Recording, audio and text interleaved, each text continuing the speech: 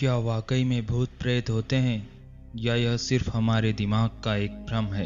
Hello दोस्तों, मेरा नाम है सुनील और मैं आपके लिए लेके आया हूँ सन 2011 में रिलीज हुई एक साइकोलॉजिकल थ्रिलर मूवी जिसका नाम है 404 एरर नॉट फाउंड। मूवी की शुरुआत में हमें 3 साल पहले की घटना बताई जाती है जहां हमें एक मेडिकल इंस्टीट्यूट दिखाया जाता है।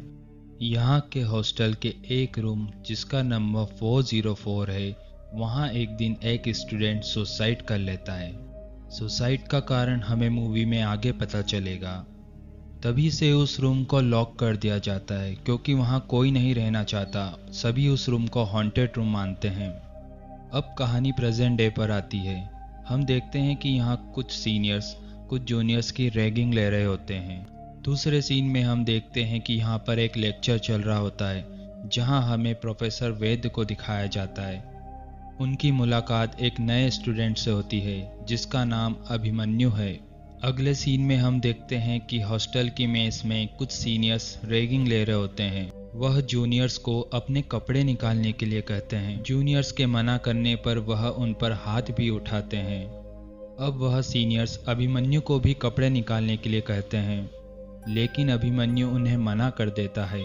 वह अभिमन्यु पर भी हाथ उठाने वाले होते हैं। तभी अचानक वहां प्रोफेसर वेद आ जाते हैं और फिर अभिमन्यु प्रोफेसर वेद से उन सीनियर्स की कंप्लेन कर देता है। सीन वहीं कट हो जाता है। जब अभिमन्यु और उसके रूममेट अपने रूम का दरवाज़ा खोलते हैं तो वह देखकर चौंक जाते हैं क्योंकि वहां पर किसी ने किसी जानवर के बॉडी पार्ट्स फेंक दिए थे और पूरे रूम में ब्लड्स फैला दिया था।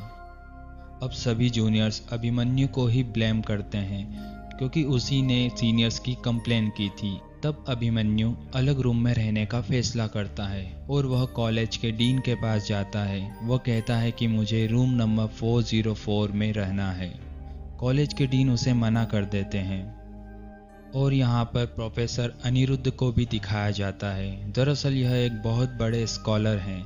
इनका मानना है जिस चीज़ को साइंस डिफाइन नहीं कर सकता वह एग्जिस्ट ही नहीं करती, जैसे कि भूत प्रेत आत्मा। प्रोफेसर अनिरुद्ध कॉलेज के डीन से रिक्वेस्ट करते हैं कि उस लड़के को यह रूम दे दिया जाए और कॉलेज के डीन मान जाते हैं और वह अभिमन्यु को रूम देने के लिए तैयार हो जाते हैं। अगले सीन में हम देखते हैं कि प्रोफेसर अनिरुद्ध का लेक्चर चल रहा होता है। उनका लेक्चर साइकोलॉजिकल स्टेजेस पे होता है। लेक्चर के बाद अभिमन्यु प्रोफेसर अनिरुद्ध को थैंक्स कहता है क्योंकि उनकी वजह से ही उसे वो रूम मिला था। अभिमन्यु भूत प्रेत आत्मा जैसी चीजों पर विश्वास नहीं करता। अब अभिमन्यु उस रूम में शिफ्ट हो जाता है। अब रात को जब अभिमन्यु वहां सो रहा होता है तभी अचानक कोई दरवाजा खटखटाता है। अभिमन्यु गेट खोलता है तो वहां वो सीनियर्स होते हैं और वो रात को ही अभिमन्यु को हॉस्टल के बाहर ले जाते हैं। वो बाकी जूनियर्स को भी वहां ले जाते हैं। वहां एक और सीनियर होता है, इसका नाम क्रिस है। क्रिस अभिमन्यु को एक टास्क देता है। वह उसे कहता है कि जिस रूम में तुम रहते हो वहां किसने सुसाइड किया था और वह कौन है, उसके बारे में तुम सब कुछ जानकारी इकट्ठा करो क्योंकि हम उसके बारे में तुमसे कुछ भी पूछ सकते हैं। अगले दिन हम देखते हैं अभिमन्यु गौरव के बारे में। गौरव वह है जिसने उस रूम में सुसाइड किया था। उसके बारे में पूरी जानकारी हासिल करने में लग जाता है। अगले सीन में हम डॉक्टर मीरा को देखते हैं। डॉक्टर मीरा प्रोफेसर अनिरुद्ध की वाइफ है। यहाँ एक पेशेंट को दिखाया जाता है।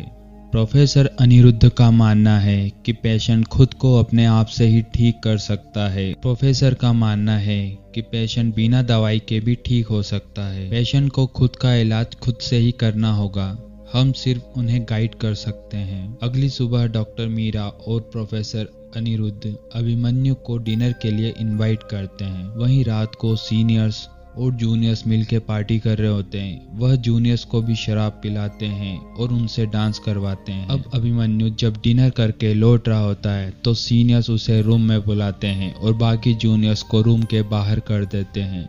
अब वह उसके चेहरे को एक कपड़े के बैग से ढक देते हैं। अब वह सीनियर धीरे धीरे अभिमन्यु को गौरव की इंफॉर्मेशन ट्रांसफर करते हैं।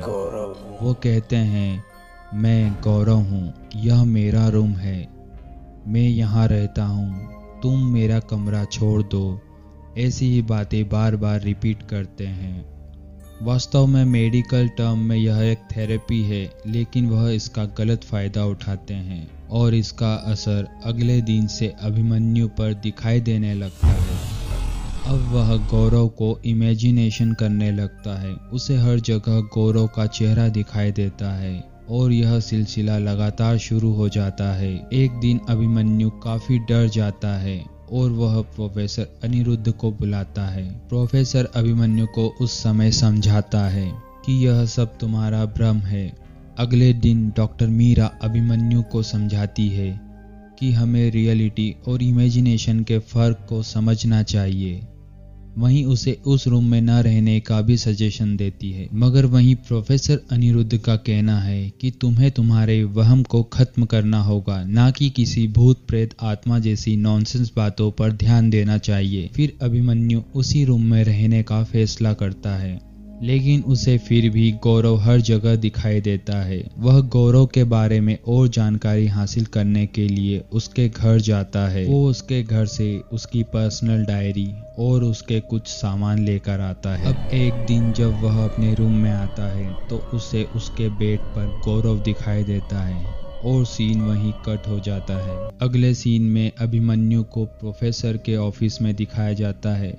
वह प्रोफेसर से कहता है कि मैं पहले इन बातों पर विश्वास नहीं करता था कि आत्माएं होती है, लेकिन अब मैं जान चुका हूँ कि आत्माएं सच में होती है और मैं इन पर विश्वास भी करने लगा हूँ, क्योंकि मैं गौरव से बातें कर चुका हूँ। तब प्रोफेसर अभिमन्यु को कुछ घोस्ट की इमेजेस दिखाते हैं और ये कहते हैं कि यह सब एडिट की गई हैं। इसमें 99% इमेजेस फेक है और जो इमेज रियल है उसमें कैमरा लेंस और लाइट्स के रिफ्लेक्शन से जो शेडो बना है वह घोस्ट जैसा दिखाई दे रहा है। वह कहते हैं साइंस सब कुछ डिफाइन कर सकता है और जिसे डिफाइन नहीं कर सकता वो चीज़ एग्जिस्ट ही नहीं करती, जैसे कि आत्मा या भूत। मगर अभिमन्यु फिर भी नहीं मानता और वह वहाँ से चला जाता है। अगले सीन में हम देखते हैं कि प्रोफेसर अनिरुद्ध उनके घर पर काम कर रहे होते हैं। तभी अचानक वहाँ लाइट चली जाती है और वे काफ़ी डर जाते हैं और बार बार अपनी फैमिली पर भी गुस्सा होने लगते हैं। हमें यहाँ प्रोफेसर का कुछ अजीब बिहेव दिखाई देने लगता है। अगले दिन अभिमन्यु प्रोफेसर से मिलने आता है और वह उससे कहता है कि सर, गौरव ने रैगिंग की वजह से परेशान होकर सुसाइड किया है, क्योंकि वह अपनी पढ़ाई में कंसंट्रेट नहीं कर पाया और फेल हो गया। यह सब बातें मुझे गौरव ने बताई है। प्रोफेसर अनिरुद्ध से कहता है कि तुम अभी भी गलत हो, लेकिन अभिमन्यु कहता है कि सर, मैं आपको एक दिन प्रूव कर दूंगा कि मैं सही हूँ। आत्माएं होती है, यानी गौरव एक एनर्जी है। उधर प्रोफेसर भी अभिमन्यु से कहता है कि मैं भी तुम्हें एक दिन प्रूव कर दूंगा कि तुम गलत हो, आत्मा जैसी कोई चीज़ नहीं होती, यह सब हमारा वहम है, इट्स ऑल इन माइंड। दूसरे सीन में प्रोफेसर अपने घर पर होते हैं और वह कुछ काम कर रहे होते हैं। तभी वह अपनी माँ की फ़ोटो देखकर डर जाते हैं। तभी डॉक्टर मीरा वहाँ आ जाती है और प्रोफेसर को समझाती है। अब मूवी में यहाँ एक खुलासा होता है। हमें यहाँ पता चलता है कि दरअसल प्रोफेसर भी बाइपोलर डिसऑर्डर के शिकार है। दरअसल कुछ साल पहले उनकी माँ का देहांत हो गया था और उनकी माँ की मौत के बाद भी वह अपनी माँ से बातें करते थे। लेकिन कुछ समय बाद जब प्रोफेसर को यह एहसास हुआ कि उन्हें केवल इल्यूजन हो रहा है, वास्तव में उनकी माँ की मौत हो चुकी है, तब से वह अपनी माँ से डरने लगे हैं और उनकी फ़ोटो देखकर भी वे काफ़ी डर जाते हैं।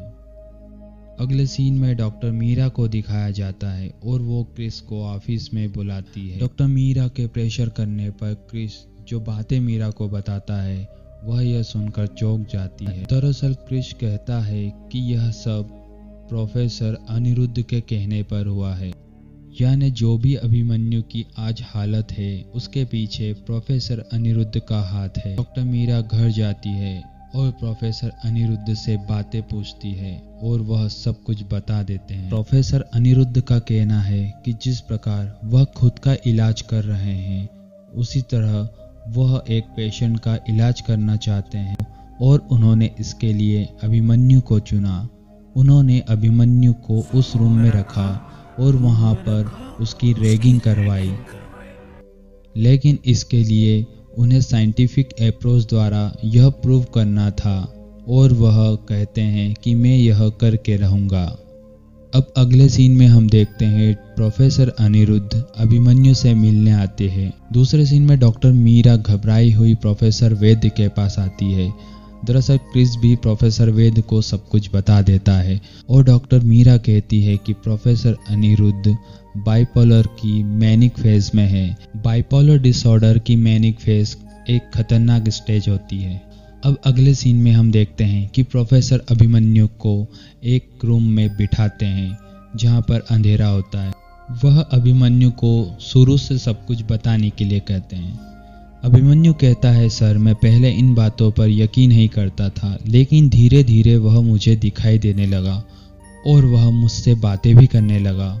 मैं उसकी हर एक बात जानता हूँ, जैसे उसकी डेट ऑफ बर्थ से लेकर सब कुछ। अब प्रोफेसर अभिमन्यु को कुछ सीसीटीवी फुटेज दिखाते हैं क्योंकि वह शुरू से ही उस पर नजर रखे हुए थे। अभिमन्यु कई जगह सिर्फ अकेले में बातें करते हुए दिखाया जा रहा है। फिर प्रोफेसर गौरव की डायरी निकालते हैं जिसमें गौरव की पर्सनल लाइफ के बारे में लिखा हुआ है। वह कहते हैं कि तुम सिर्फ वही बातें जानते हो या गौरव तुम्हें सिर्फ वही बातें बताता है जो इस डायरी में लिखी है, क्योंकि इस डायरी में गौरव की रैगिंग व उसके डिप्रेशन के बारे में लिखा हुआ है। प्रोफेसर का कहना है कि तुमने गौरव के बारे में अभी तक जितनी इन्फॉर्मेशन कलेक्ट की है, सिर्फ वही बातें गौरव तुमसे बताता है। गौरव सिर्फ तुम्हारे दिमाग में है, वास्तव में वह एग्जिस्ट ही नहीं करता। अब वह अभिमन्यु को उसकी रिपोर्ट्स भी दिखाते हैं जिसमें वह बाइपोलर डिसऑर्डर पाया जाता है। तुम्हारा माइंड गौरव को इमेजिनेशन करता है, ना कि गौरव वास्तव में एग्जिस्ट करता है। अब अभिमन्यु को यहाँ यकीन हो जाता है कि वह गलत है और यहाँ अभिमन्यु ये मान लेता है कि सर आप सही थे और मैं गलत था। ये सुनने के बाद प्रोफेसर रिलैक्स महसूस करता है क्योंकि उसे लगता है कि उसने उसकी थीसिस को प्रूव कर दिया है। अब सामने हॉल होता है और वहाँ अचानक लाइट्स ऑन हो जाती है और वहाँ काफ़ी सारे लोग होते हैं। अब वे सब प्रोफेसर अनिरुद्ध को बधाई दे रहे होते हैं क्योंकि प्रोफेसर ने साइंटिफिक अप्रोच द्वारा अपनी थीसिस को प्रूव कर दिया था। वहीं हम डॉक्टर मीरा और प्रोफेसर वैद्य को भी देखते हैं। वह विंडो से प्रोफेसर अनिरुद्ध को देख रहे होते हैं और वे काफ़ी उदास लग रहे होते हैं। अभिमन्यु भी वहाँ काफ़ी उदास दिखाई देता है और फिर वो वहाँ से चला जाता है। अब प्रोफेसर अनिरुद्ध अभिमन्यु से मिलने के लिए आते हैं। अभिमन्यु अपने रूम के बाहर होता है। वे उसे कहते हैं कि अच्छा हुआ तुमने यह सब मान लिया कि तुम गलत थे। लेकिन यहाँ अभिमन्यु प्रोफेसर से कहता है, सर मैं अभी भी आपको गलत प्रूव कर सकता हूँ। प्रोफेसर यहाँ कहते हैं कि सब कुछ क्लियर हो चुका है, अब तुम और क्या जानना चाहते हो। अभिमन्यु रूम की तरफ इशारा करता है। अब जब प्रोफेसर रूम का दरवाज़ा खोल कर देखते हैं तो एकदम शॉक्ड हो जाते हैं क्योंकि अभिमन्यु वहाँ सुसाइड कर लेता है। यह देखकर प्रोफेसर अनिरुद्ध पागल हो जाते हैं और वह अजीब हरकतें करने लगते हैं क्योंकि एक तरफ अभिमन्यु मर चुका होता है और दूसरी तरफ वह उनके सामने खड़ा उनसे बातें कर रहा होता है और मूवी यहीं दी एंड हो जाती है। इस मूवी में ओपन एंडिंग बताई गई है, तो चलिए हम मूवी के एंडिंग को एक्सप्लेन करते हैं। मूवी की एंडिंग को देख के यहाँ पर दो नतीजे निकलते हैं। पहला कि अभिमन्यु ही सही था, वहाँ सच में गौरव की आत्मा थी और अब अभिमन्यु भी वही बन चुका है, यानी एक आत्मा और एक एनर्जी। और दूसरा जो कि मेरा मानना है कि यहाँ पर प्रोफेसर अनिरुद्ध भी बाइपोलर डिसऑर्डर के शिकार हैं। हम देखते हैं कि जब प्रोफेसर अपनी थीसिस को प्रूव करके सेलिब्रेट करते हैं तो वास्तव में उस हॉल में कोई होता ही नहीं है, उन्हें सिर्फ इल्यूजन होता है। और यही देखकर डॉक्टर मीरा और डॉक्टर वैद्य भी काफ़ी निराश होते हैं। साथ ही अभिमन्यु को भी यहाँ पता चल जाता है कि प्रोफेसर ने केवल उसका यूज़ किया है और भी वह ज़्यादा डिप्रेशन में चला जाता है। वह यह भी देखता है कि प्रोफेसर भी बाइपोलर के शिकार हैं, यानी वे खुद भी इल्यूजन कर रहे हैं। वह बाद में अपने रूम में जाकर सुसाइड कर लेता है। अब जब प्रोफेसर अभिमन्यु से मिलने आते हैं तो वहाँ भी उन्हें इल्यूज़न होता है, क्योंकि डॉक्टर मीरा पहले ही बता चुकी है कि अनिरुद्ध बाइपोलर के मैनिक फेज में है और अब वह हर जगह इल्यूज़न करने लगे हैं, यानी वह रूम के बाहर भी अभिमन्यु को इमेजिन करते हैं।